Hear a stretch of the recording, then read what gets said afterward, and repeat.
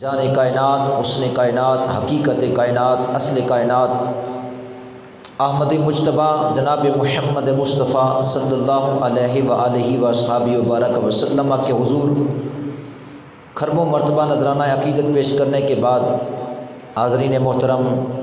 قرآن کریم فرقان حمید سے آیہ کریمہ تلاوت پیش کرنے کا شرف حاصل کیا۔ اللہ جل شانہ کی بارگاہ میں التجا ہے کہ اللہ تعالی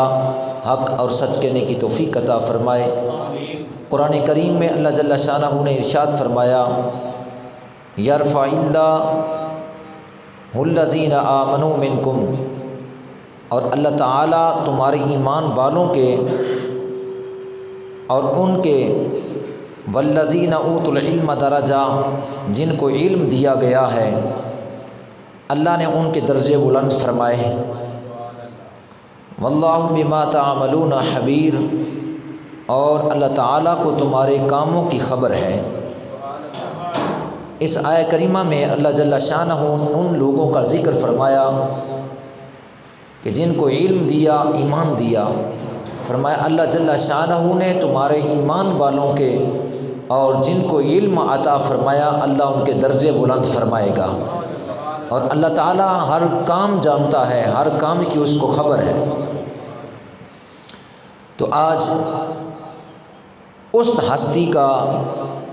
ذکر کرنا ہے جس کو اللہ نے عظیم الشان علوم کے ساتھ نوازا، اور اللہ جل شانہ نے اس کو بے شمار علم عطا فرمایا، جن کا نام نامی اسم گرامی امیر المؤمنین فی الحدیث، امام المحدثین، ناصر الاحادیث نبویہ، حضرت امام محمد بن اسماعیل بخاری رحمۃ اللہ تعالی علیہ۔ آپ کا ذکر کرنا مقصود ہے اس لیے کہ اسی مہینے میں آپ کی ولادت ہوئی، اور اسی مہینے کی یکم یعنی عید الفطر کے دن ان کی وفات ہوئی، اس لیے اس مناسبت سے ان کا ذکر کرنا مقصود ہے۔ حضرت محمد بن اسماعیل بخاری رحمۃ اللہ تعالی علیہ، آپ 13 شوال بروز جمعۃ المبارک 194 ہجری بخارا میں پیدا ہوئے۔ آپ کا نام محمد، آپ کی کنیت ابو عبداللہ، اور آپ کے والد کا نام اسماعیل، اور آپ کے دادا جان کا نام ابراہیم بن مغیرہ۔ آپ کے والد ماجد حضرت اسماعیل رحمۃ اللہ تعالی علیہ نہایت ہی عظیم محدث اور نیک صالح بزرگ اور عالم باعمل، نیک متقی اور سچے تھے، سچے اور سچے آدمی تھے، اور مالدار تھے۔ کثرت کے ساتھ اللہ نے ان کو مال عطا فرمایا ہوا تھا۔ جس قدر وہ مالدار تھے اس قدر ہی پرہیزگار تھے۔ جب ان کی وفات کا وقت آیا، حضرت امام بخاری کے والد حضرت اسماعیل رحمۃ اللہ تعالی علیہ، جب ان کی وفات کا وقت آیا تو انہوں نے فرمایا کہ میرے پاس جس قدر مال ہے وہ سب کا سب حلال ہے، ایک درہم بھی اس میں حرام نہیں ہے۔ یعنی جس قدر وہ مالدار تھے اس قدر پرہیزگار تھے۔ حضرت امام محمد بخاری رحمۃ اللہ تعالی علیہ، آپ 2 بھائی تھے۔ آپ کے بڑے بھائی کا نام تھا احمد بن اسماعیل، اور آپ کا نام تھا محمد بن اسماعیل، والد کا نام تھا اسماعیل، اور بخارا پیدا ہونے کی وجہ سے آپ کے نام کے آخر میں بخاری آیا، تو آپ اس جو ہے وہ لفظ سے مشہور و معروف ہوئے۔ حضرت امام محمد بخاری رحمۃ اللہ تعالی علیہ، آپ بچپن ہی میں آپ کے والد ماجد محمد اسماعیل رحمۃ اللہ تعالی وہ وفات پا چکے تھے، تو آپ کی پرورش آپ کی والدہ نے لی، جو نہایت ہی متقیہ، پرہیزگار، عابدہ، زاہدہ تھی، تہجد گزار، کاملہ تھی اور نیک متقیہ تھی۔ حضرت امام محمد اسماعیل بخاری رحمۃ اللہ تعالی علیہ بچپن میں ایک بیماری عام ہوئی تو اس بیماری کی بنا پر آپ کی آنکھوں کی بینائی ختم ہو گئی، یعنی آپ نابینا ہو گئے۔ بچپن میں آپ جب نابینا ہو گئے، ہر طرح سے معالجین سے، ڈاکٹروں سے، حکماء سے آپ کی والدہ نے، آپ کے بھائی نے علاج کروانے کی کوشش کی، مگر آنکھوں کی بینائی واپس نہ ہوئی، آپ کو شفا نہ ملی۔ آپ کی والدہ بے حد پریشان تھی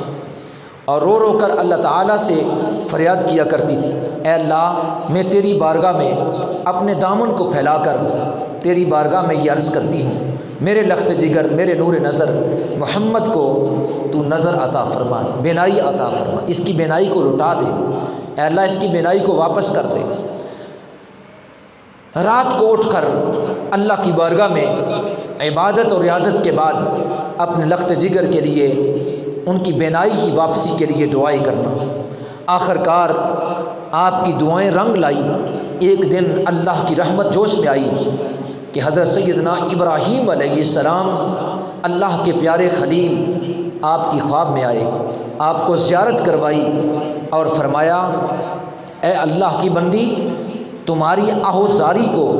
اللہ جل شانہ نے قبول فرما لیا ہے اور تیرے لخت جگر نور نظر محمد کو بینائی واپس عطا فرما دی ہے۔ جب صبح کو حضرت محمد اسماعیل بخاری رحمۃ اللہ تعالیٰ علیہ اٹھے تو آپ کی آنکھیں منور تھی، روشن تھی۔ یہ والدہ کی دعاؤں کا صلہ تھا، یہ والدہ کی دعاؤں کا نتیجہ تھا کہ اللہ جل شانہ نے آپ کی بینائی کو واپس لوٹا دیا اور آپ کی آنکھیں روشن ہو گئی۔ اور علماء فرماتے ہیں کہ والدین کی دعائیں اولاد کے حق میں اللہ قبول فرماتا ہے، بالخصوص وہ والدین جو نماز تہجد کے بعد اپنی اولاد کے لیے دعائیں کرتے ہیں، اللہ ان کی دعاؤں کو کبھی رد نہیں فرماتا،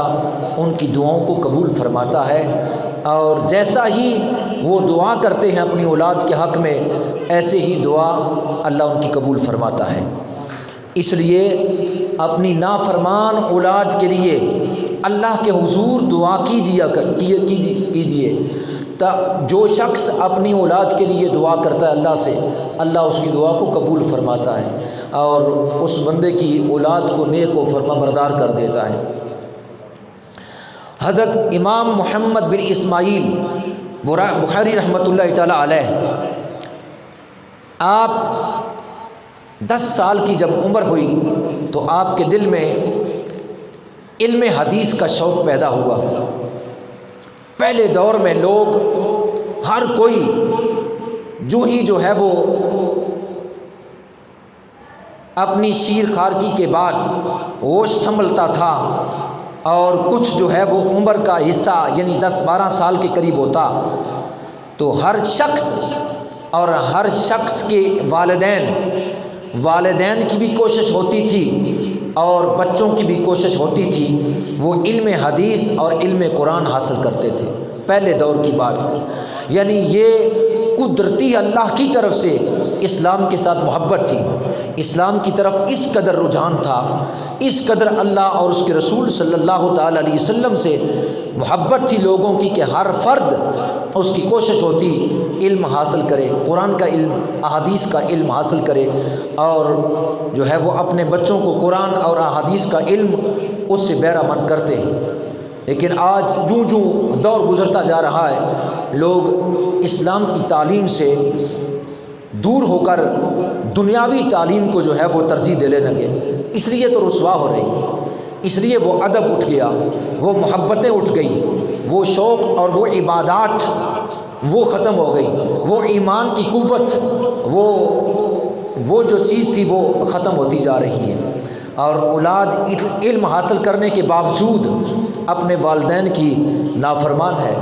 کیونکہ جو علم ادب سکھاتا تھا اس علم کو چھوڑ دیا، جو علم حقیقت تک پہنچاتا تھا اس علم کو چھوڑ دیا، جو علم اللہ اور اس کے رسول کا تھا اس کو چھوڑ کر غیروں کے علم کو پڑھا،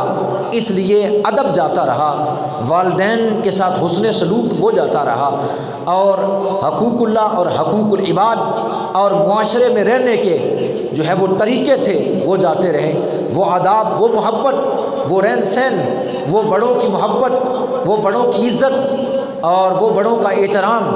اور یہ ساری چیزیں جاتی رہی، کیونکہ ہم نے اس علم حقیقی کو چھوڑ کر، اللہ اور اس کے رسول کے علم کو چھوڑ کر ہم نے غیروں کے علم کو پڑھا اور پھر ان کے طریقوں کو پہنایا، اس لیے وہ جو چیز تھی وہ جاتی رہی، وہ چیز اس علم میں نہیں ہے، وہ ادب، وہ محبت، وہ شوق، وہ عبادات وہ اس علم میں نہیں ہے، دنیاوی علم میں اگر وہ ملے گا تو وہ اللہ اور اس کے رسول کی بارگاہ سے ملے گا۔ تو حضرت امام محمد بن اسماعیل بخاری رحمۃ اللہ تعالیٰ علیہ 10 سال کی عمر میں آپ کے دل میں علم حدیث کا شوق پیدا ہوا اور آپ نے بخارا شریف کے درس میں داخلہ لیا اور علم حدیث پڑھنا شروع کر دیا۔ 10 سال کی عمر میں آپ نے حضرت عبداللہ بن مبارک اور حضرت وکیع بن جراح اور دیگر اصحاب امام اعظم ابو حنیفہ رحمۃ اللہ تعالیٰ علیہ ان کی کتابوں کو اور بخارا کے محدثین کی کتابوں کو 10 سال کی عمر میں آپ نے زبانی حفظ کر لیا تھا۔ حضرت عبداللہ بن مبارک اور حضرت وکیع بن جراح یہ دونوں شاگرد تھے حضرت امام اعظم ابو حنیفہ رحمۃ اللہ تعالیٰ علیہ، آپ کے ان کی کتابوں کو اور آپ کے بے شمار شاگردوں سے امام اعظم ابو حنیفہ رحمۃ اللہ تعالیٰ علیہ آپ کے بے شمار شاگردوں سے آپ نے علم حدیث پڑھا اور آپ نے علم حدیث حاصل کیا، جس میں سے حضرت عبداللہ بن مبارک، حضرت وکیع بن جراح، حضرت مکی بن ابراہیم، حضرت یحییٰ بن عیسیٰ اور حضرت ابراہیم بن موسیٰ اور محمد بن عبداللہ انصاری اور دیگر جو امام اعظم ابو حنیفہ رحمۃ اللہ تعالیٰ علیہ کے شاگرد تھے، ان سے آپ نے علم حدیث حاصل کیا۔ یعنی گویا امام محمد بخاری رحمۃ اللہ تعالیٰ علیہ وہ امام اعظم ابو حنیفہ رحمۃ اللہ تعالیٰ علیہ کے شاگردوں کے شاگرد ہیں، یعنی امام اعظم ابو حنیفہ رحمۃ اللہ تعالیٰ علیہ آپ امام محمد بن اسماعیل بخاری کے دادا استاد ہیں۔ تو یہ حضرت امام محمد بن اسماعیل بخاری رحمۃ اللہ تعالیٰ علیہ آپ نے 10 سال کی عمر میں حضرت عبداللہ بن مبارک اور جناب وکیع بن جراح اور دیگر اصحاب ابی حنیفہ رحمۃ اللہ تعالیٰ علیہ آپ کی کتب کو زبانی اور اہل بخارا کے تمام محدثین کی کتب کو زبانی حفظ کر لیا تھا۔ جب آپ کی عمر 18 سال ہوئی تو آپ اپنی والدہ ماجدہ کے ساتھ اور اپنے بھائی احمد بن اسماعیل رحمۃ اللہ تعالیٰ علیہ کے ساتھ آپ نے بیت اللہ شریف کا حج کیا۔ 18 سال کی عمر میں اپنی والدہ اور بھائی کے ساتھ بیت اللہ کا حج کرنے کے لیے تشریف لے گئے بخارا سے، اور جب آپ نے حج کے ارکان ادا فرما لیے، جب آپ کی والدہ اور آپ کا بھائی واپس لوٹنے لگے تو آپ نے اپنی والدہ کی بارگاہ میں عرض کیا کہ میں یہاں مکہ میں رہنا چاہتا ہوں اور میرا مقصد یہ ہے کہ میں حضور علیہ الصلاۃ والسلام کے دین کا علم حاصل کروں، علم حدیث حاصل کروں۔ پھر آپ نے وہاں علم حدیث حاصل کرنا شروع کر دیا، اور اسی دوران آپ نے قضایا الصحابہ والتابعین یہ کتاب لکھی 18 سال کی عمر میں، اور آپ نے رسول اللہ صلی اللہ تعالیٰ علیہ وسلم کے روضہ عطر کے پاس حضور کے پہلو میں بیٹھ کر رات کے چاند کی چاندنی میں، دیوا نہیں تھا، بتی نہیں تھی، چراغ نہیں تھا، کچھ نہیں تھا، تو چاند کی جو چاندنی تھی اس چاندنی میں آپ نے تاریخ کبیر جو ہے لکھی۔ اس وقت آپ کی داڑھی مبارک نہیں نکلی تھی جس وقت آپ نے یہ کتاب لکھی، اور آپ فرماتے ہیں کہ میں نے یہ جو کتاب لکھی تاریخ کبیر، فرماتے ہیں کہ تاریخ کبیر میں جتنے لوگوں کے نام ہیں سب لوگوں کے نام سے میں واقف ہوں، اور ہر ایک کے بارے میں کوئی نہ کوئی قصہ مجھے معلوم ہے، اور میں نے اس کو طوالت کی وجہ سے چھوڑ دیا۔ اس وقت آپ کی داڑھی مبارک نہ نکلی تھی جس وقت آپ نے رات کے چاند کی چاندنی میں اس کتاب کو روضہ رسول حضور علیہ الصلوۃ والسلام کے پہلو میں بیٹھ کر لکھا۔ پھر آپ نے دور دراز شہروں کا سفر علم حدیث کو جمع کرنے کے لیے، علم حدیث کو حاصل کرنے کے لیے کیا، اور آپ نے دن رات اپنے گھر سے دور رہ کر عرصہ تک، یعنی برسہ برس کئی سال آپ گھر میں نہیں آئے اور دور دراز آپ نے سفر کیا۔ خود فرماتے ہیں کہ میں نے طلب حدیث کے لیے مصر کا، شام کا اور بصرہ کا، کوفہ کا اور بغداد کا سفر کیا، اور وہاں کے محدثین سے جو ہے وہ علم حدیث کو حاصل کیا۔ 6 سال آپ مکہ مکرمہ میں، مدینہ شریف میں رہے اور وہاں کے محدثین سے آپ نے علم حدیث حاصل کیا۔ اور کوفہ میں تو آپ کئی مرتبہ گئے، کیونکہ کوفہ میں حضرت سیدنا امام اعظم ابو حنیفہ نعمان بن ثابت رضی اللہ تعالی عنہ تابعی رسول، ہم حنفیوں کے امام، وہ اور آپ کے شاگردوں کا وہاں تانبا لگا ہوا تھا، اس لیے آپ نے کئی مرتبہ کوفے کا سفر کیا اور آپ کے امام اعظم ابو حنیفہ کے شاگردوں سے جو ہے حدیثیں پڑھی۔ اور روایتوں میں آتا ہے، محدثین نے لکھا کہ آپ نے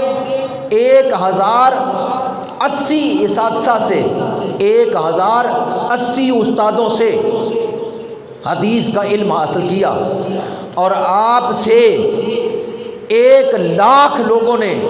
حدیث لکھی۔ آپ نے 1080 اساتذہ سے، استادوں سے علم حدیث پڑھا، اور آگے آپ کے 1,00,000 شاگرد تھے جنہوں نے آپ سے علم حدیث جو ہے وہ پڑھا۔ حضرت امام محمد بن اسماعیل بخاری رحمۃ اللہ تعالیٰ علیہ، آپ کو اللہ تعالیٰ نے بے مثال حافظہ عطا فرما رکھا تھا، جو کتاب ایک مرتبہ دیکھ لیتے زبانی حفظ ہو جاتی۔ ایسا غضب کا حافظہ تھا کہ اس وقت، اس دور میں، آج سے 1183 سال پہلے کا واقعہ ہے، یعنی آپ نے 1183 سال بیت گئے، اس وقت اتنا غضب کا حافظہ اس زمین کے اوپر کسی مرد کو اللہ نے عطا نہیں فرمایا تھا، جو حافظہ اللہ نے آپ کو عطا فرما رکھا تھا۔ آپ کے حافظے کو لوگ دیکھتے تو نبی پاک صلی اللہ تعالی علیہ وسلم کے صحابی حضرت سیدنا ابو ہریرہ رضی اللہ تعالی عنہ وہ یاد آ جایا کرتے تھے، جس طرح حضرت سیدنا ابو ہریرہ کا حافظہ تھا کہ جو بات حضور سے سنتے وہ فوراً یاد ہو جایا کرتی تھی۔ اور اسی طرح حضرت امام محمد بن اسماعیل بخاری رحمۃ اللہ تعالیٰ کے حافظے کو دیکھ کر لوگوں کو امام بخاری کے حافظے کو دیکھ کر حضرت ابو ہریرہ یاد آ جایا کرتے تھے۔ حاشد بن اسماعیل فرماتے ہیں کہ ہم مشائخ بصرہ سے احادیث سماع کے لیے جایا کرتے تھے اور ہم حدیث سنتے تھے۔ مشائخ بصرہ وہ ہمیں حدیث پڑھاتے اور ہم حدیث سنتے، اور ہمارے ساتھ امام محمد بن اسماعیل بخاری رحمۃ اللہ تعالیٰ بھی ساتھ ہوتے، اور ہم جب مشائخ سے حدیث سنتے تو ہم اس کو نوٹ کر لیتے، ضبط کر لیتے، لکھ لیتے، اور لیکن حضرت امام محمد بن اسماعیل بخاری نہ لکھتے تھے۔ جب کئی دن گزر گئے تو ہم نے سوچا کہ ہم تو لکھتے ہیں، حدیث کو ضبط کرتے گئے، تحریر کرتے گئے، لیکن محمد حدیث کو جو ہے وہ نہیں لکھتے۔ تو ان لوگوں نے، محدثین نے آپ کو ملامت کی اور کہا کہ اے محمد، آپ نے اتنے دنوں کی محنت کو ضائع کر دیا اور آپ نے حدیث تحریر نہ کی، آپ نے حدیث ضبط نہ کی، تو یہ آپ نے کیا کیا ہے؟ تو حضرت امام محمد بن اسماعیل بخاری رحمۃ اللہ تعالیٰ فرماتے گئے اپنے ان جو ہے وہ اپنے ساتھ جو ہے وہ پڑھنے والوں کو، فرمایا تم نے جو نوٹ کی ہے وہ نوٹ لے کر آؤ، وہ تحریر لے کر آؤ۔ جب حاشد بن اسماعیل فرماتے ہیں جب تمام نے وہ احادیث جو اہل مشائخ سے، اہل بصرہ سے سنی تھی وہ لے کر آئے، تو انہوں نے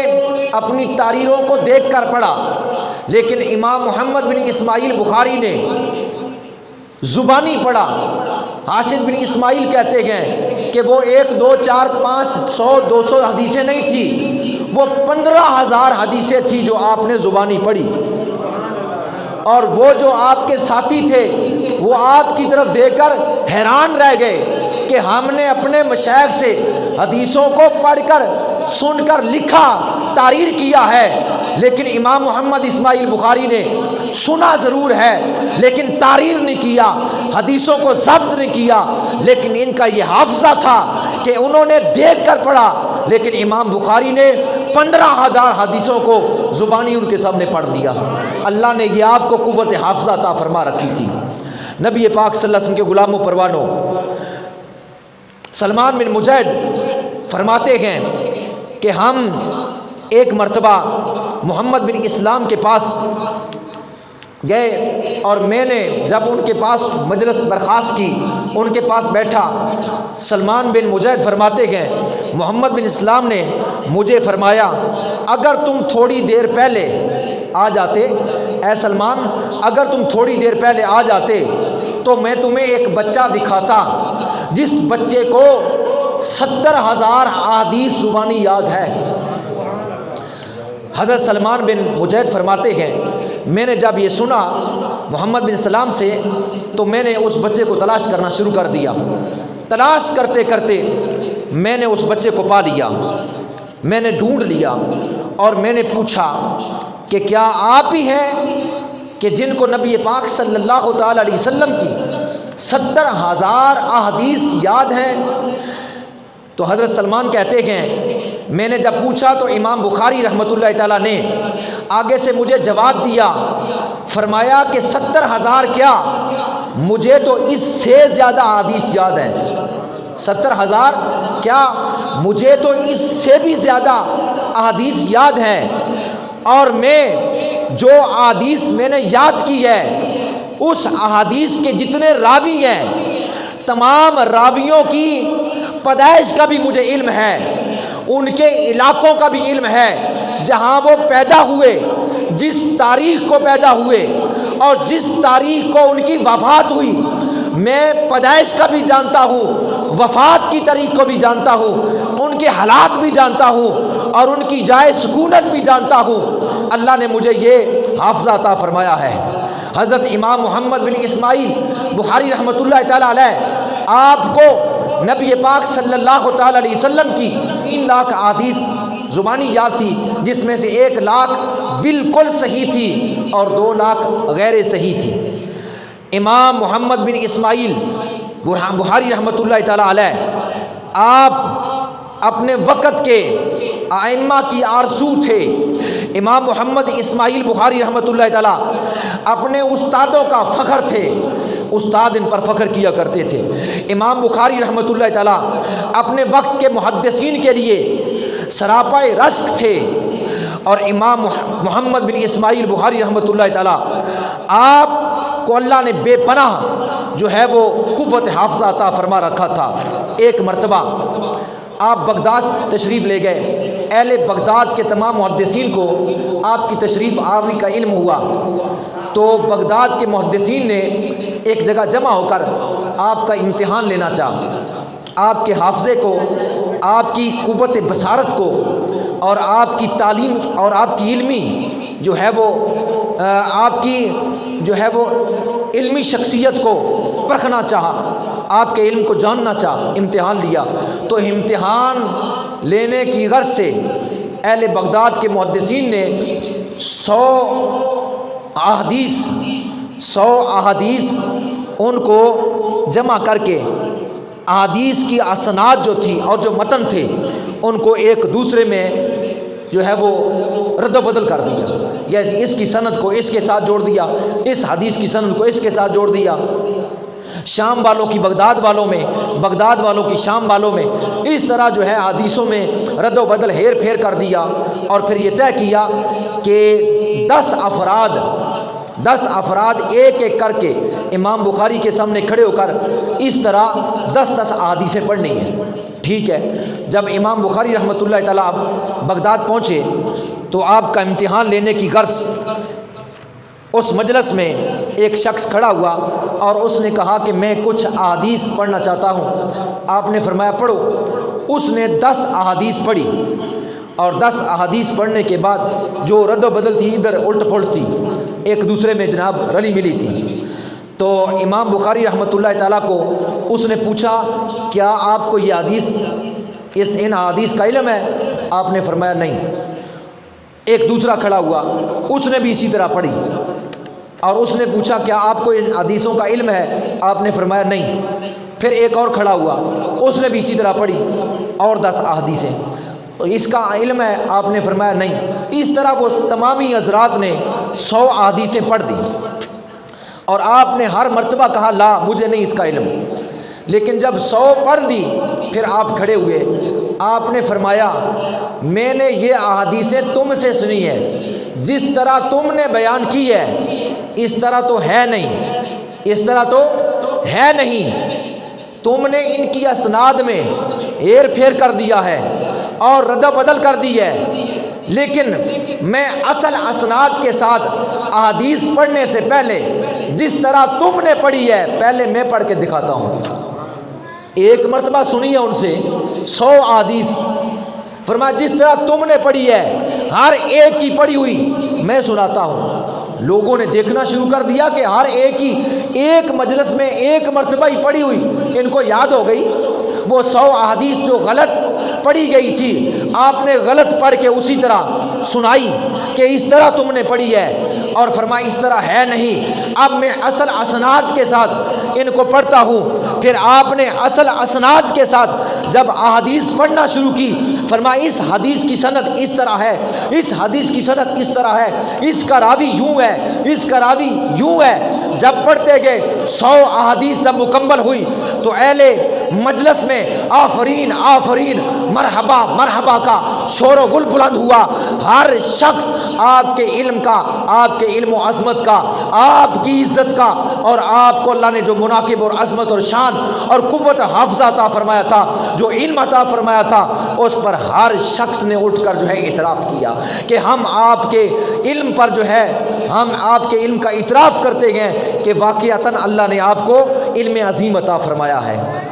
حضرت امام محمد بن اسماعیل بخاری رحمۃ اللہ تعالی علیہ، آپ کبھی بھی کسی شخص کے ساتھ جو آپ سے برائی کے ساتھ پیش آتا آپ برائی کا بدلہ برائی سے نہ دیتے۔ ساری زندگی آپ کی 62 سالہ زندگی تھی، 62 سالہ زندگی میں کسی شخص سے بھی برائی کا بدلہ برائی سے نہیں دیا۔ جو آپ کے ساتھ برائی سے پیش آتا آپ اسے اچھائی کا بدلہ دیتے۔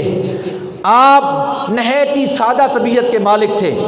اور نہایت ہی متقی اور پرہیزگار اور نہایت ہی سخی تھے،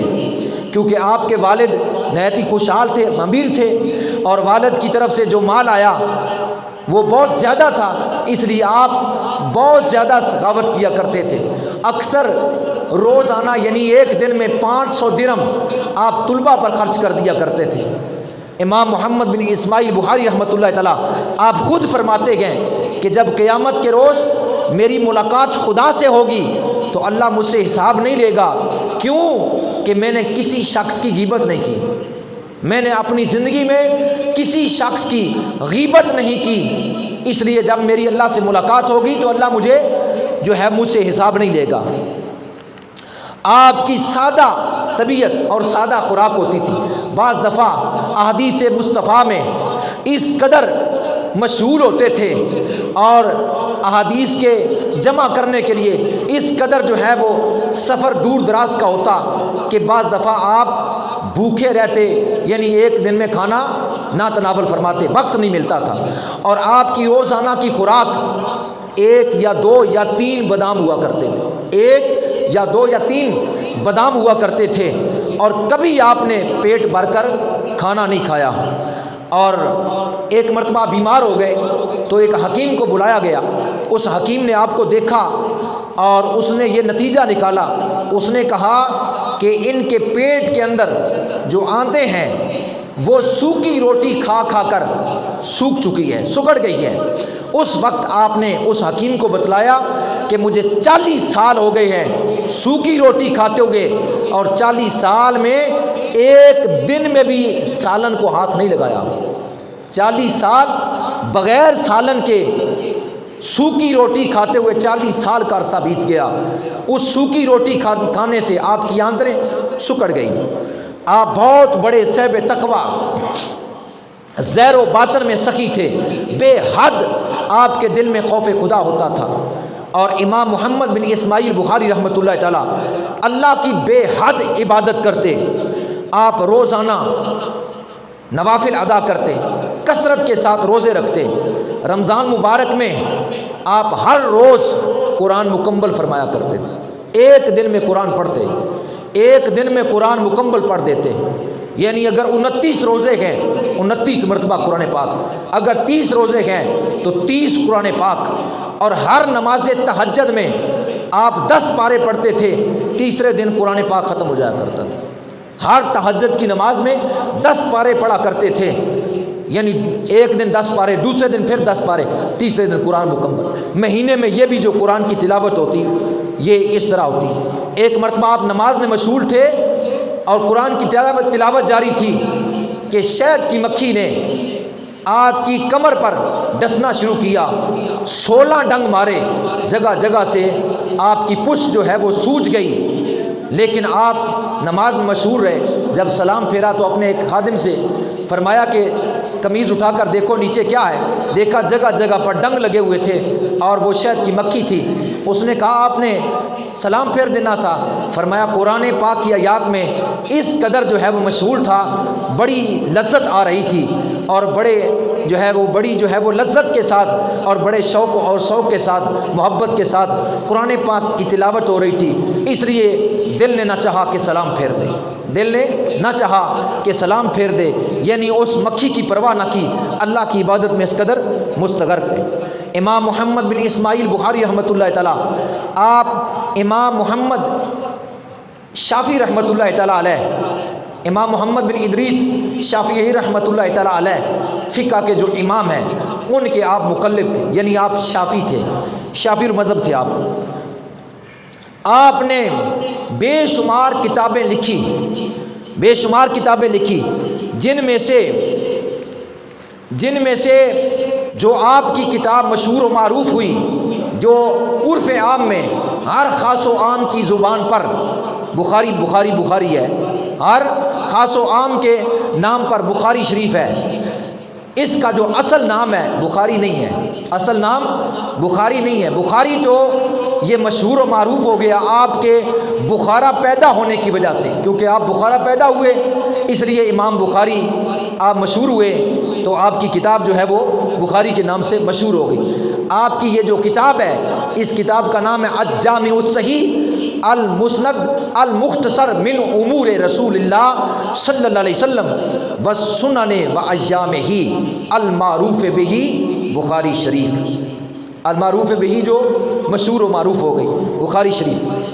آپ نے 6 لاکھ احادیثوں میں سے 7,275 احادیث اس جو ہے وہ کتاب میں نقل فرمائی، اور آپ جب احادیث مبارکہ کو لکھتے تھے، آپ نے اس کتاب الجامع الصحیح بخاری شریف کو جب لکھا 16 سال لگے اس کو لکھنے میں، اس کتاب کو لکھنے میں 16 سال کا عرصہ لگا۔ اور آپ نے جب اس کی احادیث کو لکھا تو احادیث لکھنے سے پہلے آپ نے غسل کیا اور استخارہ کیا، غسل کرنے کے بعد، استخارہ کرنے کے بعد پھر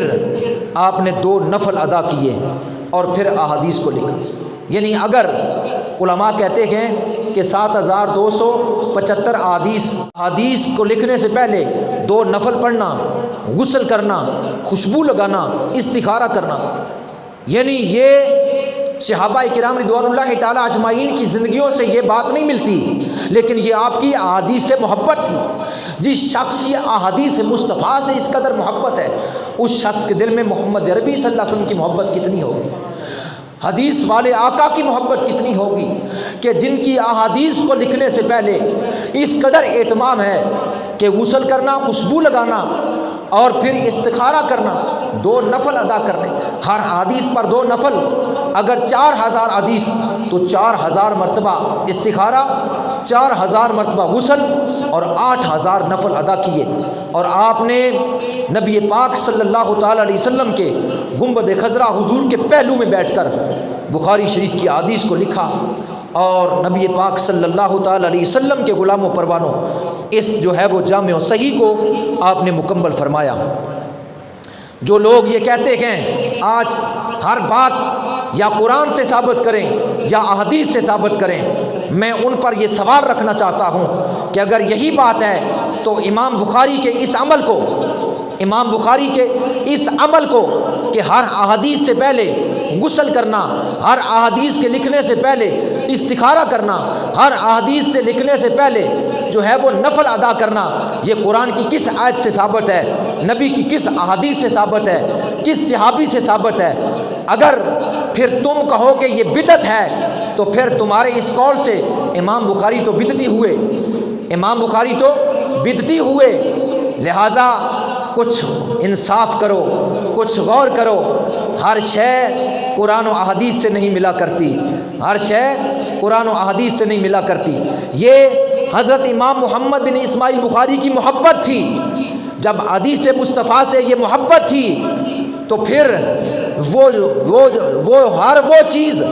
جو حضور علیہ الصلوۃ والسلام کی محبت کا اظہار کر رہی ہو، جس سے حضور کی جو ہے وہ محبت اور عظمت اور آپ کی شان ظاہر ہو رہی ہو، وہ چاہے قرآن سے ملے یا نہ ملے، چاہے احادیث سے ملے یا نہ ملے، اس کو اپنانا، اس کو جو ہے وہ اس پر عمل کرنا یہ جائز ہے اور وقار ثواب ہے اور اس پر فضیلت ہے۔ جیسا کہ امام محمد بن اسماعیل بخاری رحمۃ اللہ تعالیٰ کا یہ عمل یعنی جو ہے وہ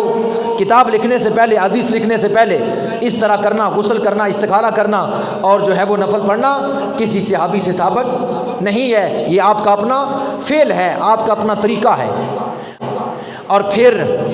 نبی کریم صلی اللہ علیہ وسلم کے غلاموں پروانوں، آپ نے اس جو ہے وہ بخاری شریف کی کتاب کو مکمل فرمایا۔ یہ کوئی ایک جو ہے وہ کتاب نہیں آپ نے لکھی، آپ نے کثیر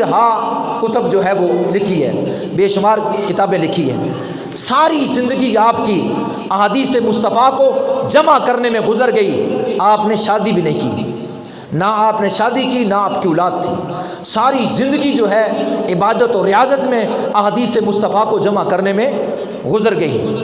حضرت امام محمد بن اسماعیل بخاری رحمۃ اللہ تعالیٰ علیہ، آپ نے اس جو ہے مبارک کتاب کو جب لکھا، امام محمد بن احمد فرماتے ہیں کہ میں بیت اللہ شریف کے پاس سویا ہوا تھا کہ میں نے رسول اللہ صلی اللہ تعالیٰ علیہ وسلم کو خواب میں دیکھا، اور میرے آقا صلی اللہ علیہ وسلم نے مجھے فرمایا کہ اے محمد بن احمد میری کتاب پڑھا کرو۔ میں نے عرض کیا یا رسول اللہ آپ کی کتاب کون سی ہے؟ تو نبی پاک صلی اللہ علیہ وسلم نے فرمایا میری کتاب الجامع الصحیح ہے، جس کو محمد بن اسماعیل بخاری نے لکھا، وہ میری کتاب ہے۔ یعنی اس کتاب پر نبی پاک صلی اللہ علیہ وسلم نے مور لگا دی کہ یہ کتاب میری کتاب ہے۔ حضرت امام محمد بن اسماعیل بخاری رحمۃ اللہ تعالیٰ علیہ، آپ نے خواب دیکھا کہ میں رسول اللہ صلی اللہ تعالیٰ علیہ وسلم کو پنکھا چلا رہا ہوں اور آپ کے جسم سے مکھیاں اڑا رہا ہوں، لیکن جب آپ صبح اٹھے تو آپ نے یہ دل میں خیال کیا کہ ساری زندگی میرے آقا صلی اللہ علیہ وسلم کے بدن پر مکھی نہیں بیٹھی، لیکن یہ خواب کیسی ہے کہ میں آپ کے جسم سے جو ہے وہ پنکھا جلا کر مکھیاں اڑا رہا ہوں۔ جب اس وقت کے جو ہے وہ صاحب خواب کی تفسیر بتانے والوں سے پوچھا کہ اس خواب کی جو ہے اس تعبیر کیا ہے، میرے جو تعبیر تھے ان سے جب پوچھا کہ اس خواب کی تعبیر کیا ہے، انہوں نے کہا آپ کو بشارت ہو، آپ نبی پاک صلی اللہ تعالیٰ علیہ وسلم کی احادیث لکھیں گے، اور جو ضعیف حدیث ہے اور جو حدیث نہیں ہے اور لوگوں نے ان کو جو ہے اپنی کتابوں میں جمع کر لیا، آپ تمام میں سے چھانٹ کر نبی پاک صلی اللہ علیہ وسلم کی حدیث کو جمع فرمائیں گے۔ اس کی تعبیر یہ ہے۔ حضرت امام محمد بن اسماعیل بخاری رحمۃ اللہ تعالیٰ آپ کے زمانہ میں بصرہ، بغداد، نیشا پور، سمرقند، بخارا، یہ تمام علوم اسلامیہ کے بہت بڑے بڑے مراکز تھے، مرکز تھے۔ ہر طرف جو ہے وہ کالا کالا رسول اللہ صلی اللہ علیہ وسلم کی صدائیں بلند ہوتی تھیں، اور بخارا شریف سے لے کر بیت اللہ حجاز مقدس تک آپ کے جو ہے وہ شگرد ہی شگرد تھے، اور ہر طرف جو ہے حدیث مصطفیٰ صلی اللہ تعالیٰ علیہ وسلم پڑھی جاتی تھی۔ آپ کے شاگردوں کا سلسلہ اس قدر پھیلا ہوا تھا کہ بخارا سے لے کر حجاز مقدس تک امام احمد بن حنبل رحمۃ اللہ تعالیٰ علیہ فرماتے ہیں، میری آنکھ نے عرض خراساں میں میری آنکھ نے امام بخاری جیسا شخص نہیں دیکھا، امام بخاری جیسا شخص نہیں دیکھا۔ امام دارمی رحمۃ اللہ تعالیٰ فرماتے ہیں، میں نے حجاز اور شام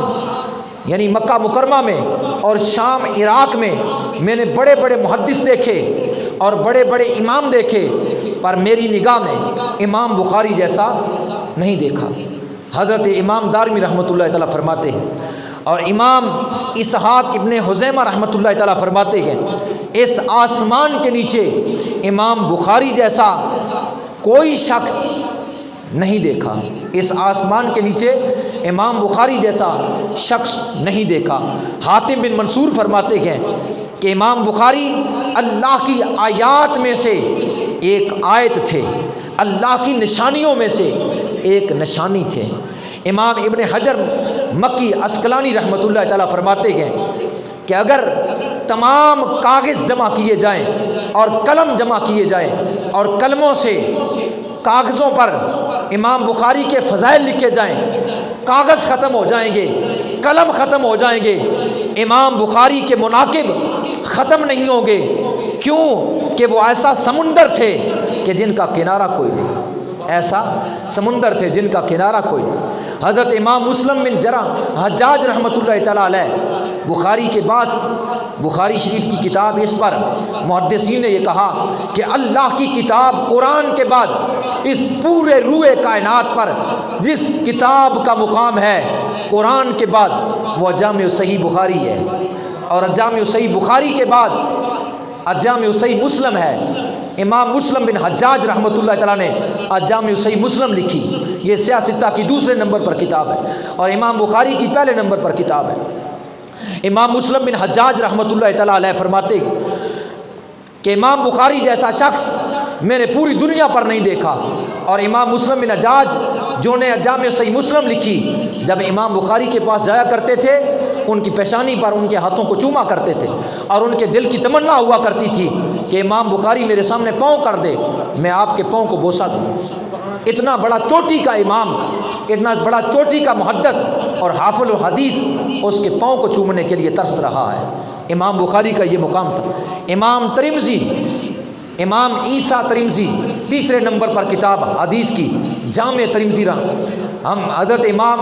عیسیٰ ترمذی نے اس کو جو ہے وہ نقل کیا۔ محدثین فرماتے ہیں جس گھر میں جامع ترمذی ہے رسول اللہ خود اس گھر میں تشریف فرما ہے۔ یہ مقام تھا جامع صحیح ترمذی کا جو تیسرے نمبر پر حدیث کی کتاب ہے سیاستہ میں سے۔ حضرت محمد عیسیٰ ترمذی رحمۃ اللہ تعالیٰ فرماتے ہیں میری آنکھ نے امام بخاری کی مثل نہیں دیکھا، اللہ تعالیٰ نے آپ کو اس امت کے لیے زینت بنایا ہے۔ کتنے بڑے چوٹی کے محدث ہیں، اور کس طرح وہ امام بخاری رحمۃ اللہ تعالیٰ کی تعریف کرتے ہیں۔ امام محمد بن اسماعیل بخاری رحمۃ اللہ تعالیٰ علیہ، آپ کو اللہ نے بے شمار مرتبہ اور شان عطا فرما رکھی تھی۔ آپ احادیث کا علم حاصل کرنے کے لیے، احادیث کا علم حاصل کرنے کے بعد آپ اس احادیث نبویہ کو پھیلانے کے لیے جب آپ جو ہے وہ نیشا پور میں تشریف لے گئے، اہل نیشا نے کئی منزل بار نکل کر جب ان کو پتہ چلا تو انہوں نے استقبال کیا۔ امام مسلم بن حجاج فرماتے ہیں کہ اہل نیشا نے اتنا بڑا استقبال کیا کہ اتنا بڑا نہ کسی عالم کا استقبال ہوا اور نہ کسی بادشاہ کا استقبال ہوا۔ اتنا بڑا استقبال امام بخاری کا کیا اہل نیشا پور نے۔ اور جب آپ نے وہاں علم کی جو ہے وہ شروعات کی، علم حدیث کو پڑھانا شروع کیا۔ جب ایک دن میں آپ نے علم پڑھایا، جب دوسرا دن آیا، نیشا پور کا کوئی مدرسہ نہیں تھا جس کے سارے طلباء مدرسوں کو چھوڑ کر امام بخاری کے مدرسے میں نہ آ گئے۔ نیشا پور کے سارے مدرسے خالی ہو گئے اور ساری دنیا آپ کے قدموں میں آ بیٹھی۔ ایسا علم تھا، ایسا جو ہے وہ طریقہ تھا احادیث نبوی کو بیان کرنے کا۔ نبی پاک، اب اندازہ کیجئے، جس شخص نے احادیث لکھی، غسل کیا، ہر احادیث سے پہلے غسل کیا، خوشبو لگائی، استخارہ کیا، نفل ادا کیے، اس قدر جو ہے اہتمام کیا، اور جناب احادیث کی ایک ایک جو ہے وہ چیز کی چھان بن کی اور راویوں کو تسلی سے پرکھا، اس کا جو ہے انداز بیاں کیا ہوگا، اس کا انداز بیاں کیا ہوگا، اس کے زبان میں تاثیر کتنی ہوگی۔ اور یہ لوگوں کے لیے نہیں کیا تھا، یہ فقط اللہ اس کے رسول کی رضا کے لیے کیا تھا۔ یہ آپ کا اس امت پر احسان ہے، نبی پاک صلی اللہ علیہ وسلم کے غلام و پروانوں۔ اس لیے آج لوگ آپ کو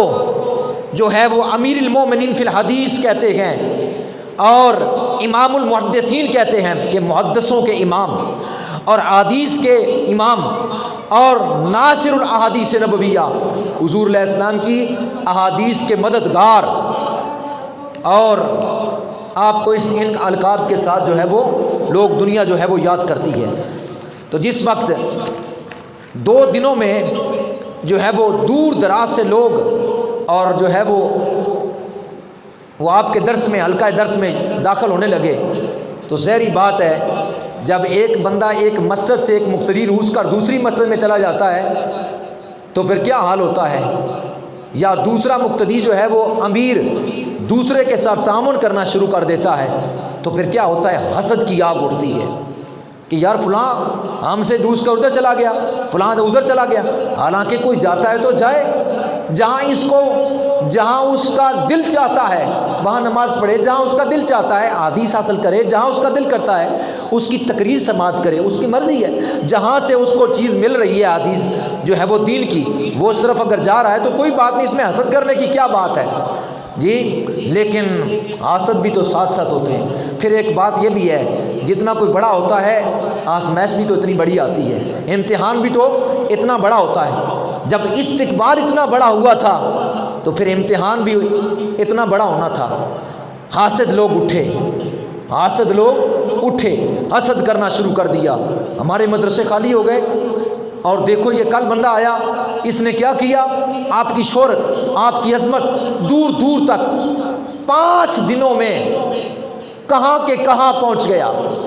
اور 5 دنوں میں اتنی لوگوں نے مخالفت کی کہ اس وقت جناب والا جو بڑے بڑے لوگ تھے انہوں نے جس وقت جو ہے وہ آپ کی مخالفت کی اس بات پر کہ آپ کی یہ شہرت کیوں ہے، اتنی آپ کو جو ہے عزت کیوں مل رہی ہے، اور آپ کے لوگ جو ہے پاس اس قدر کیوں آ رہے ہیں اور آپ سے علم کیوں حاصل کر رہے ہیں۔ جب جناب بندہ اور علماء حق ان کی جو ہے وہ تردید کرتے تھے اور کہتے تھے کہ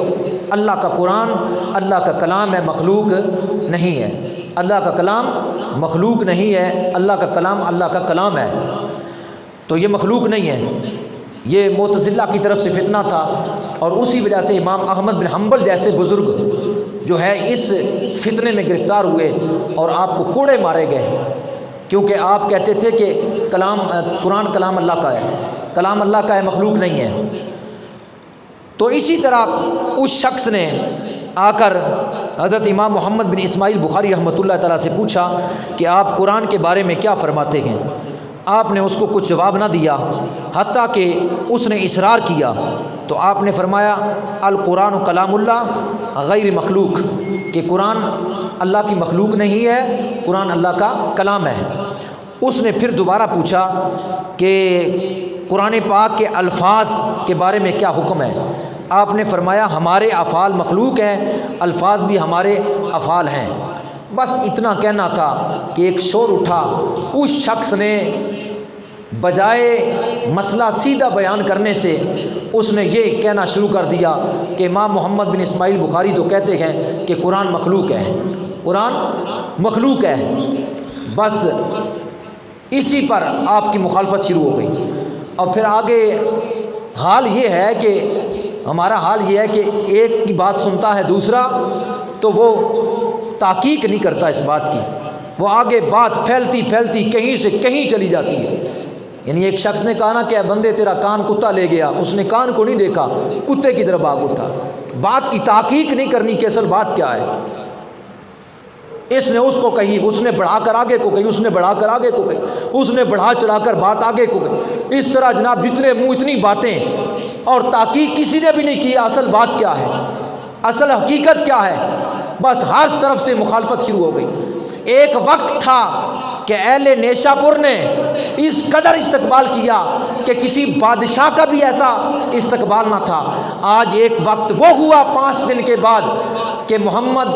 امام محمد بن مسلم اپنے مسلم بن حجاج، امام مسلم بن حجاج رحمۃ اللہ تعالیٰ علیہ کے سوا آپ کے پاس پڑھنے کے لیے کوئی نہیں ہے۔ ایک طرف تو لوگوں کے درس خالی ہو گئے، آپ کا درس بھر گیا، پیر رکھنے کی جگہ نہ تھی۔ ایک وقت یہ تھا، لیکن جب مخالفت ہوئی تو تحقیق نہ کی، اور بغیر تحقیق کے مخالفت اس عروج پر پہنچی کہ اس محمد بن یکشا ذیلی نے یہ کہہ دیا کہ آپ کے درس میں کوئی نہ جائے، حتیٰ کہ لوگ ہٹ گئے، حضرت محمد اپنے مسلم بن حجاج کے سوا کوئی نہ رہا۔ حضرت امام بخاری رحمۃ اللہ تعالیٰ علیہ آپ اہل نیشا پور سے مایوس ہو کر بخارا کی طرف، یعنی اپنے اصلی وطن کی طرف آپ نے کوچ کیا۔ اہل نیشا پور سے آپ مایوس ہو گئے کہ جب سارے بندے بھاگ گئے، چھوڑ کے چلے گئے، سننا گوارا ہی نہیں کیا، مخالفت شروع کر دی، تو آپ نے ظاہری بات ہے کہ پھر نیشا پور سے چھوڑنا ہی تھا، اصلی وطن بخارا کی طرف آپ نے رخ کیا۔ جب اہل بخارا کو پتہ چلا کہ ہمارے امام تشریف لا رہے ہیں، اہل بخارا نیشا پور سے بہت دور فاصلے پر تھا، تو اہل بخارا نے باہر نکل کر اپنے خیمے لگا لیے استقبال کے لیے۔ اور جب امام محمد بن اسماعیل بخاری رحمۃ اللہ تعالیٰ علیہ جب بخارا شریف پہنچے تو اہل بخارا نے اس قدر استقبال کیا کہ آپ کے اوپر موتی اور اشرفیاں پھینکی گئی، آپ کے اوپر موتی اور اشرفیاں پھینکی گئی، اور یہ بہت بڑا ایک جلوس تھا۔ امام بخاری نے تو کہیں منع نہیں کیا کہ یہ جلوس نکالنا بدعت ہے، اس طرح اشرفیاں پھول ڈالنا بدعت ہے۔ امام بخاری رحمۃ اللہ تعالیٰ علیہ جلوس کی صورت میں آپ بخارا شریف میں داخل ہوئے، اور آپ نے پھر وہاں درس ڈال کر اللہ کے محبوب علیہ السلام کی احادیث کو پڑھانا شروع کر دیا۔ آپ نے 5 سال تک احادیث پڑھائی، لیکن یہ جو فتنہ نیشا پور سے اٹھا تھا وہ پیچھے پیچھے پہنچا۔ نیشا پور والا فتنہ، وہ مخالفت پیچھے پہنچی کہ حضرت امام بخاری کی شہرت کو ختم کرنے کے لیے، ان کی بڑی ہوئی عزت کو جو ہے وہ پامال کرنے کے لیے، ان کو رسوا کرنے کے لیے کہ یہ ان کو عزت کتنی ملی ہے۔ کیونکہ جب ایک بندے کو اللہ عزت دیتا ہے تو دوسرا بندہ جو ہے وہ حسد کرتا ہے، حالانکہ حسد کرنے والا اس کی عزت کو مٹا نہیں سکتا، ختم نہیں کر سکتا، کیونکہ عزت تو دینے والا اللہ ہے، جس کو چاہے عزت دے، جس کو چاہے ذلت دے۔ لیکن جو ہے یہ حاسد، یہ خود ذلیل اور رسوا ہوتا ہے، یہ خود اس کا دل کالا ہوتا ہے اور دل میں جلتا ہے اور رسوا ہوتا ہے، ورنہ اس کو جس کو اللہ عزت دیتا ہے اس کو کوئی جو ہے ذلت نہیں دے سکتا، اور جس کو اللہ ذلت دے دے اسے کوئی عزت نہیں دے سکتا۔ تو اس لیے وہ جو فتنہ اٹھا تھا نیشا پور سے، وہ پیچھے پیچھے ہوا۔ انہوں نے جا کر جب دیکھا کہ امام محمد بن اسماعیل بخاری رحمۃ اللہ تعالیٰ علیہ وہاں جو ہے وہ حدیث پڑھا رہے ہیں، اور دور دراز سے لوگ آپ سے احادیث نبویہ جو ہے وہ پڑھنے کے لیے آ رہے ہیں، حتیٰ کہ آپ کے درس میں 1 لاکھ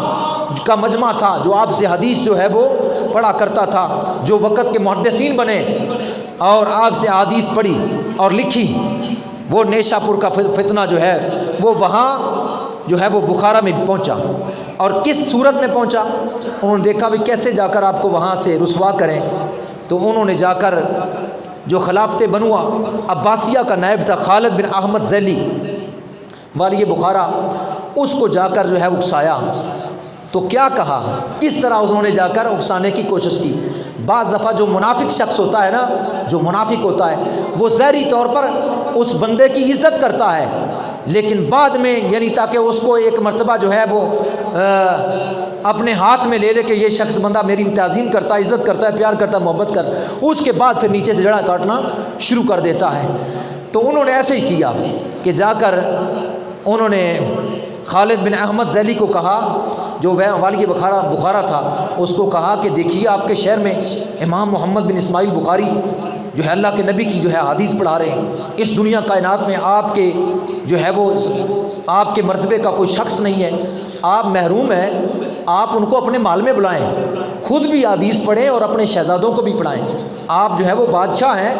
تو لہٰذا جو ہے وہ آپ ان کو جو ہے ان سے حدیث پڑھیں، کیوں جو ہے اس بات سے محروم ہے، ان کو اس طرح جو ہے وہ اکسارا، کیونکہ انہیں پتہ تھا کہ امام بخاری ان کے مال میں نہیں آئیں گے،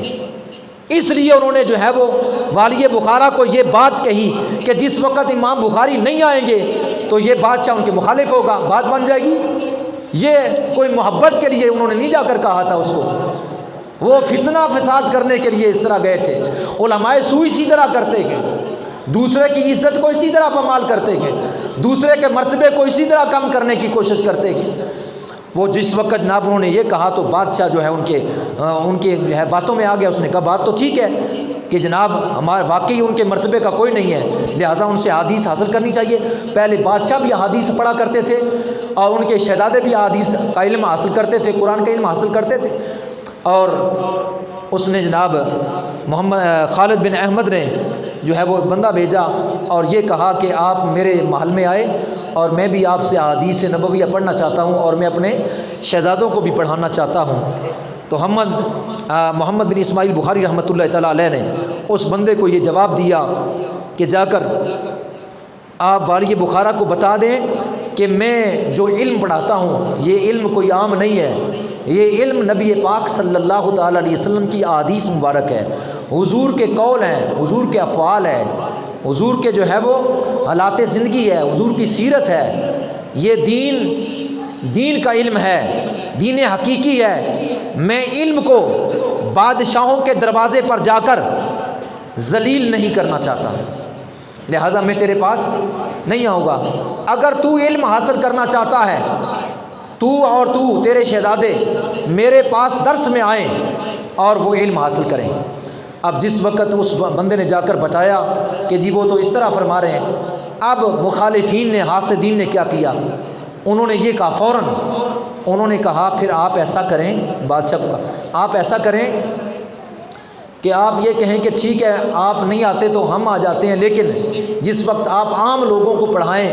تو اس وقت ہم نہیں، جب ہم پڑھیں گے تو آپ علیحدہ ایک کمرے میں بٹھا کر ہمیں پڑھائیں۔ یہ آپ جو ہے پیغام پہ، انہیں پتہ تھا کہ امام بخاری ایسے نہیں کریں گے۔ جس وقت وہ بندہ گیا، انہوں نے کہا جی بادشاہ اس طرح کہتا ہے، آپ نے فرمایا کہ میں کسی بندے کو نہیں روک سکتا، حدیث جب پڑھا رہا ہوں کسی بندے کو نہیں روک سکتا کہ وہ اس جگہ پر نہ بیٹھے، اگر میں آپ کو پڑھا رہا ہوں اور کوئی سننے کے لیے آ جائے تو میں حدیث نبوی سے کسی کو سننے سے روک سکتا نہیں۔ یہ بات جس وقت خالد بن احمد نے سنی تو جو جو ہے خلافت عباسیہ کا نائب تھا، تو اس نے جب یہ سنی تو وہ ناراض ہوا اور اس نے جناب ناراضگی کا اظہار کیا۔ اب ان حاسدین مخالفین نے بادشاہ کو اکسارا، اس نائب کو جو ہے اکسارا کہ آپ جو ہے وہ یہ آپ کی تو بے عزتی ہے اس میں کہ وہ آپ کو علیحدہ بھی نہیں پڑھانا چاہتے اور آپ کے محل میں بھی نہیں آنا چاہتے۔ تو انہوں نے فتوے لگانا شروع کر دیے اور وہی جو ہے نیشا پور کے جو علماء سو تھے انہوں نے فتویٰ دیا اور اس فتوے پر عمل کرتے ہوئے اس خالد بن احمد نے کہا کہ آپ یہاں سے نکل جائیں۔ حضرت امام محمد بن اسماعیل بخاری اپنے وطن میں آ کر بے وطن ہو گئے، اپنے جو آپ کا اصلی وطن تھا اس وطن میں آ کر بے وطن ہو۔ جب آپ بے وطن ہونے لگے یعنی نکلنے لگے وہاں سے، اس وقت آپ کی زبان سے یہ الفاظ نکلے، اے اللہ انہوں نے مجھے رسوا کرنے کی کوشش کی ہے اور رسوا کیا ہے،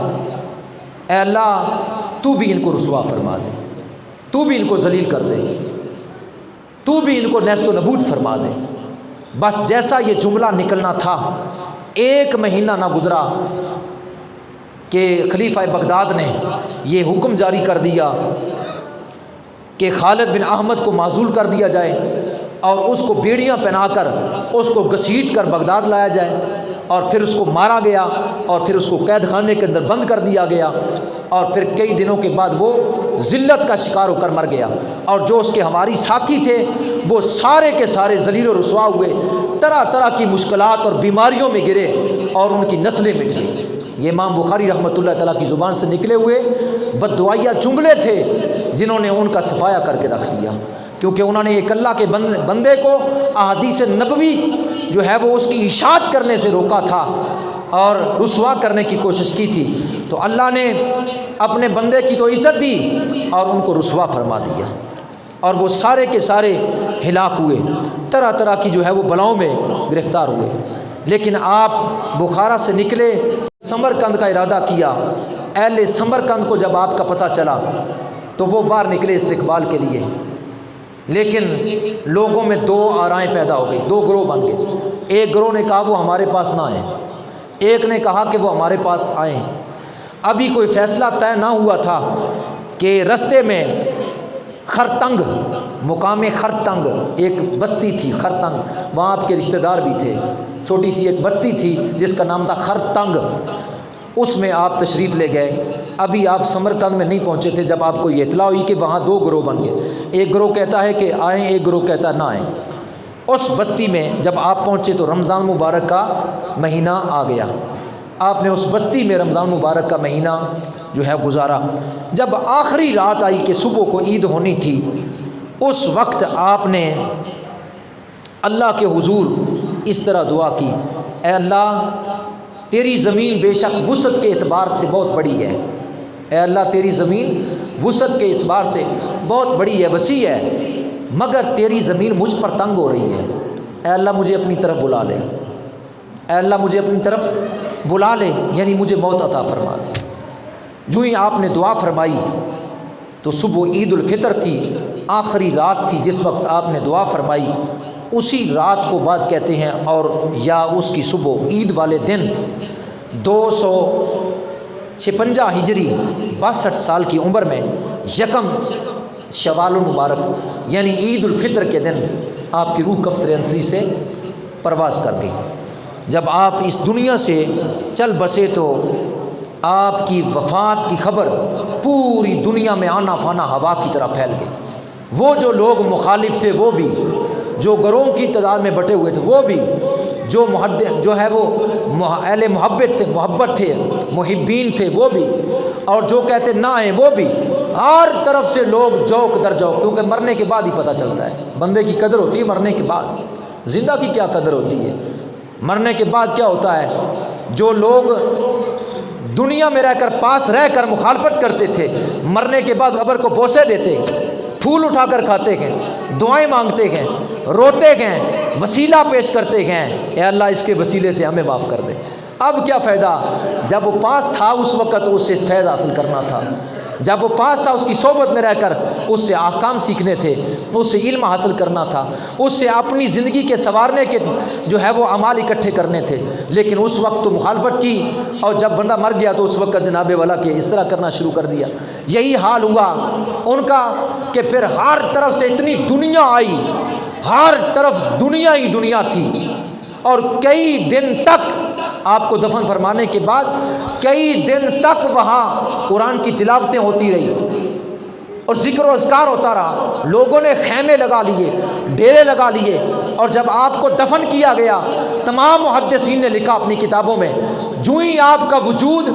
قبر کی جو ہے وہ سامی کے اندر رکھا گیا اور قبر کی مٹی کے ساتھ ٹچ ہوا، اللہ نے ساری مٹی کو خوشبو کے ساتھ بھر دیا، قبر سے خوشبوؤں کے حلے اٹھنے لگے،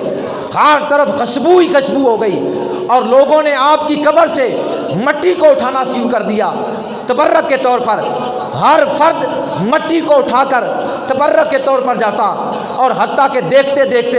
قبر کے اوپر والی مٹی ساری اٹھائی گئی اور یہاں تک کہ گڑھا پڑ گیا، پھر لوگ مٹی ڈالتے تھے، پھر قبر بناتے تھے، پھر لوگ مٹی اٹھا کر لے جاتے تھے، پھر جو ہے وہ گڑا پڑ جاتا تھا، پھر مٹی ڈالتے تھے، پھر جو ہے وہ خوشبو نکلتی تھی، پھر لوگ مٹی کو متبرک سمجھ کر لے جاتے تھے، پھر گڑا پڑ جاتا تھا، حتیٰ کہ مجبوراً وہاں پہرے دار کھڑے کیے گئے جو لوگوں کو منع کریں کہ جو ہے وہ مٹی نہ اٹھائیں۔ حتیٰ کہ کئی مرتبہ ایسا ہوتا کہ قبر کی جو سلیبیں تھی وہ ننگی ہونا شروع ہو جایا کرتی تھی، اتنی جو ہے وہ اندر سے حدیث نبویہ کی برکت سے، رسول اللہ کی محبت سے، اس قدر جو ہے وہ آپ کے وجود مسعود سے اور آپ کی قبر سے مٹی جو ہے وہ مٹی سے خوشبو نکلتی تھی کہ لوگ مٹی اٹھاتے، گڑا پڑ جاتا، پھر ڈالی جاتی، حتیٰ کہ پہرے دار کھڑا کیے گئے، پہرے دار بھی ہار گئے، لوگ جو ہے وہ باز نہیں آتے تھے، مجبوراً پھر لکڑی کا جنگلہ بنا کر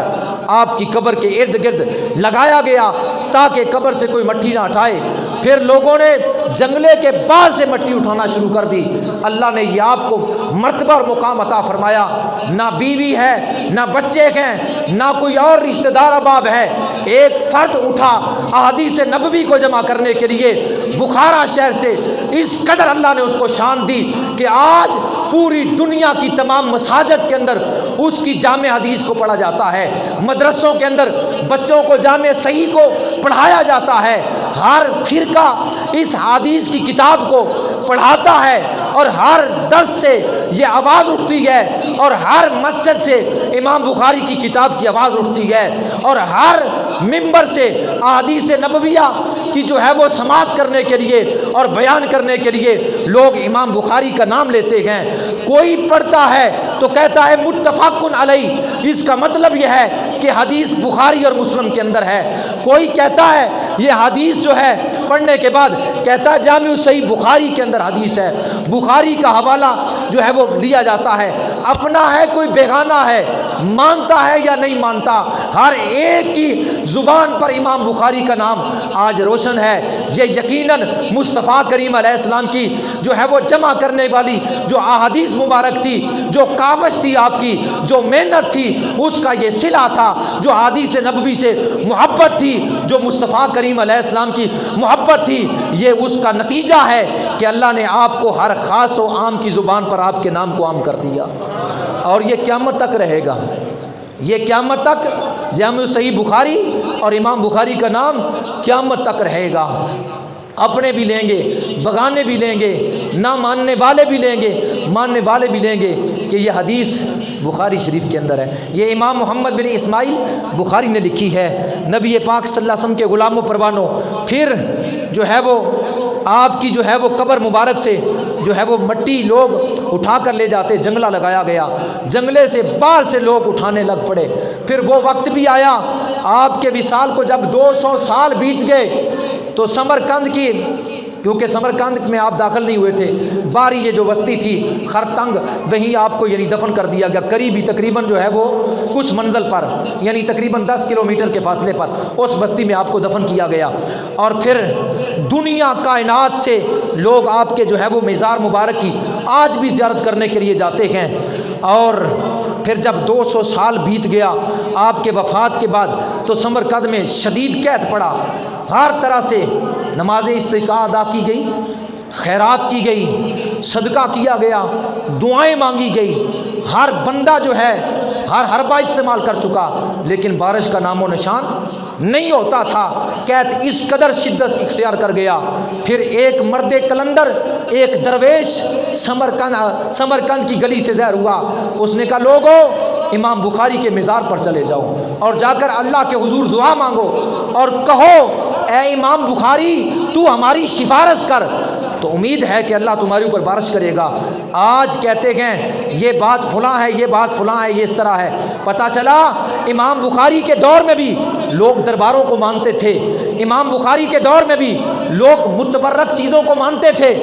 امام بخاری کے دور میں بھی لوگ مزارات پر حاضری دیتے تھے اور مزارات صاحب مزارات کے مزار پر جا کر اس کے وسیلے سے دعائیں مانگتے تھے۔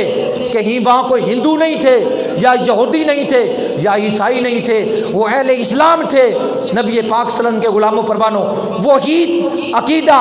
وہی نظریہ جو امام بخاری کے دور کا تھا، آج ہمارا بھی وہی ہے، آج ہمارا بھی وہی ہے۔ پھر جس وقت لوگوں نے اس مرد کلندر درویش کی بات سنی، وہ امام بخاری کے مزار پر خرتنگ بستی میں پہنچے اور لوگوں نے وہاں جا کر دعائیں کی۔ وہاں جا کر جس وقت دعائیں کی تو کہتے ہیں جب انہوں نے دعا کی اور کہا اے اللہ امام بخاری کے وسیلے سے ہم پر بارش نازل فرما، اور کہا اے صاحب مزار، اے محمد بن اسماعیل بخاری، تو ہمارے لیے سفارش کر اللہ سے کہ اللہ ہمارے اوپر بارش نازل کرے۔ کہتے ہیں جب ان کی دعا مکمل ہوئی تو اتنی بارش برسی کہ 7 دن تک لوگ وہیں پھنسے رہے، اپنے نیشا پور میں اپنے سمرقند نہیں جا سکے، اپنے گاؤں اپنے شہر سمرقند نہ جا سکے، یعنی وہ مزار سے باہر ہی نہیں نکلے تھے کہ بارش شدت سے برسنا شروع ہو گئی، وہیں لوگ بیٹھے رہے، 7 دن تک بارش ہوتی رہی۔ اللہ جل شانہ اپنے صالحین بندوں کی واپس کرتا، نہیں موڑتا، ان کے وجودوں کی برکت سے اور ان کے وسیلے سے اللہ جو ہے وہ بارشیں نازل کرتا ہے، اللہ بلائیں دفع کرتا ہے۔ لہٰذا دیکھیے کہ پہلے بھی دعائیں کی گئی، پہلے بھی صدقہ و خیرات کیا گیا، پہلے بھی ہر حربہ استعمال ہوا، لیکن بارش نہ آئی۔ جو امام بخاری کے مزار پر جا کر اس کا وسیلہ پیش کر کے اللہ سے بارش مانگی، اسی وقت قبول ہوئی، اسی وقت بارش شروع ہوئی اور 7 دن تک لگاتار بارش ہوتی رہی۔ اللہ کے مقبول بندوں کے وسیلے سے اللہ دعاؤں کو قبول فرماتا ہے۔ 194 ہجری آپ کی ولادت ہوئی، 256 ہجری آپ کی وفات ہوئی اور 62 سال آپ کی عمر تھی۔ مزار شریف خرتنگ وسطی سمرقند کے قریب آپ کو دفن کیا گیا۔ دنیا سے پردہ فرمائے 1187 سال ہو گئے دنیا سے پردہ فرمائے، لیکن آج بھی آپ کا نام زندہ، قیامت تک زندہ رہے گا۔ آج بھی آپ کا نام زندہ، قیامت تک زندہ رہے گا۔ اللہ آپ کے صدقے سے ہماری بخشش فرمائے اور اللہ آپ کے مزار پر کروڑا رحمتہ نازل فرمائے اور اللہ آپ کا فیض پوری دنیا پر جاری و ساری فرمائے اور اللہ ہمیں آپ کی جو ہے وہ تالیف کی ہوئی کتاب الجامع الصحیح المستند المختصر من امور رسول صلی اللہ تعالی علیہ وسلم و سنن و ایام، اس کتاب الجامع الصحیح پر عمل کی توفیق عطا فرمائے اور آپ کی دیگر بھی کتابیں اس میں جو ہے ہمیں پڑھنے کی توفیق عطا فرمائے۔ علماء فرماتے ہیں جب مصیبتیں داخل ہو جائیں، اپنے بھی کہتے ہیں بیگانے بھی کہتے ہیں، جب مصیبتیں نازل ہو جائیں ختم بخاری کریں مصیبتیں دفع ہو جائیں گی، ختم بخاری کرے مصیبتیں دفع ہو جائیں گی۔ اور جس کشتی میں ختم بخاری شریف ہو، بخاری کی کتاب ہو، جس کشتی میں ہو، علماء فرماتے ہیں کبھی بھی وہ غرق نہیں ہوگی، کبھی بھی جو ہے وہ کشتی غرق نہ ہوگی۔ جہاں بلائیں نازل ہوں ختم بخاری کرے تو جناب بلائیں ٹل جائیں گی۔ غیر بھی کہتے ہیں، پر میں غیروں سے ایک سوال کرتا ہوں، اگر بلائیں آئیں ختم بخاری کریں بلائیں دفع ہو جائے گی، اگر ختم قرآن کریں تو پھر کیا ہوگا؟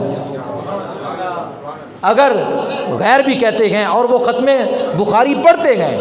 ختم بخاری کے وہ جو آپ بینر بناتے ہیں، اشتہار بناتے ہیں اور کہتے ہیں ختم بخاری، میں پوچھتا ہوں اگر ختم بخاری کریں تو پھر تو بلائیں دفع ہوگی، پھر تو اللہ کا قرب نصیب ہوگا، اگر ختم قرآن کریں تو کیا ہوگا؟ اگر ختم قرآن کریں پھر کیوں تکلیف ہوتی ہے،